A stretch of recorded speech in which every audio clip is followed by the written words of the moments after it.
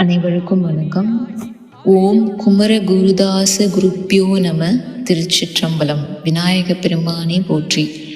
So இனி வரக்கூடிய நாட்களில் பாம்பன் சுவாமிகள் ஐயா நம்மளுக்கு கொடுத்துட்டு போன சண்முக கவசம், அந்த கவசத்தில் இருக்கிற பாடல் வரிகளையும் அதனுடைய விளக்கத்தையும் நம்ம அடுத்தடுத்து தொடர்ச்சியாக பார்க்க போகிறோம்.